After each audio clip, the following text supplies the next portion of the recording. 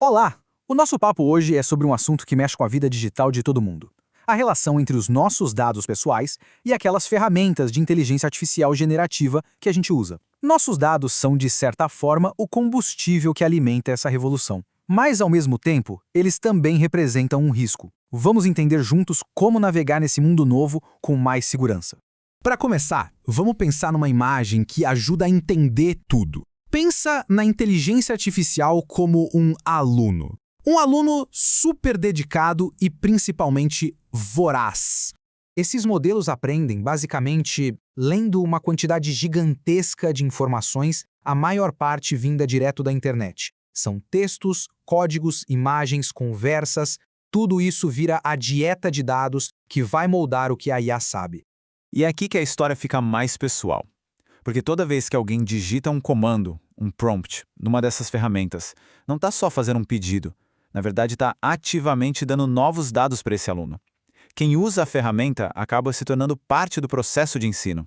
E o ponto-chave é este aqui. A maioria das empresas por trás dessas IAs usa as nossas conversas para continuar treinando e melhorando os modelos. E o que isso quer dizer? Quer dizer que aquela informação que foi inserida pode, em teoria, virar parte do conhecimento futuro da IA. E mesmo com várias medidas de segurança, o risco de uma informação sensível aparecer depois, numa conversa com outra pessoa, bom, esse risco existe. Isso nos leva direto para a primeira grande lição prática dessa nossa análise. Tem uma regra que é simplesmente fundamental para a gente se proteger ao usar essas ferramentas.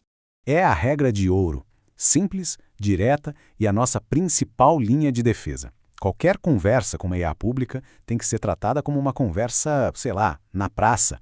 Não se deve compartilhar nada que a gente queira manter em particular.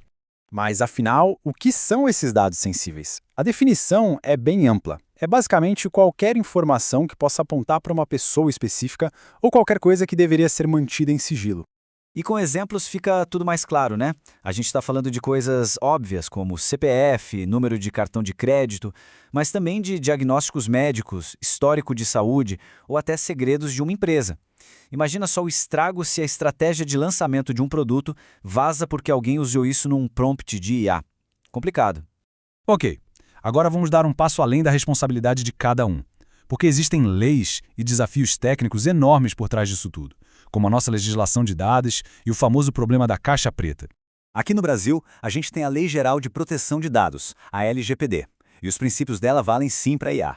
As empresas precisam ter um motivo claro para usar os dados, só podem coletar o que for estritamente necessário, tem que ser transparentes sobre como usam tudo isso e, claro, garantir a segurança. Ou seja, a responsabilidade não é só de quem cria a IA, mas também de quem usa essa tecnologia no seu negócio. E isso nos joga num dos maiores desafios dessa área, o fenômeno da caixa preta. Em muitos casos, nem os próprios engenheiros que criaram o modelo conseguem explicar o caminho exato que levou a IA a dar uma resposta específica.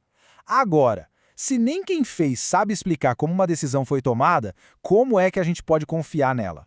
E aí vem a pergunta de $1 milhão. Se uma IA comete um erro grave, tipo nega um empréstimo por um motivo discriminatório, ou erra um diagnóstico médico, de quem é a culpa? A coisa é bem complexa, como dá para ver aqui. A responsabilidade é, na verdade, compartilhada. Começa lá no desenvolvedor, que pode ter usado dados de treinamento com vieses.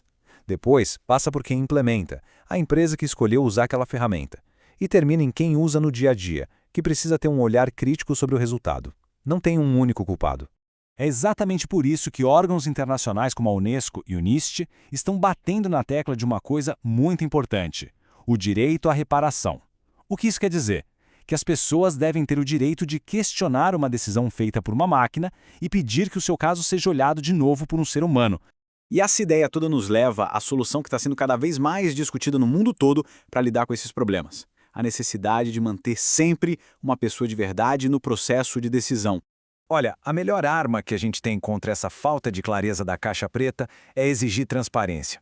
Talvez a gente nunca saiba cada pequeno passo do cálculo da IA, mas nós podemos e devemos exigir clareza sobre quais dados foram usados para treinar o sistema, quais os objetivos dele e, claro, quais são seus limites.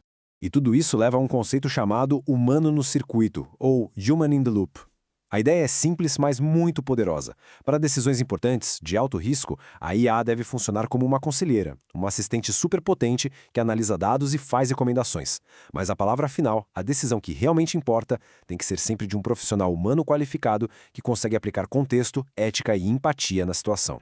Então, para a gente fechar, fica esta pergunta que é quase uma ferramenta para a gente levar para a vida.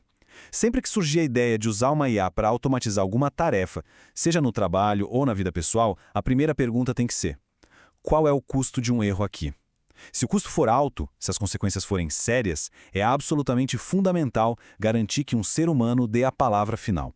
É assim que a gente consegue usar todo o poder da IA de um jeito realmente responsável.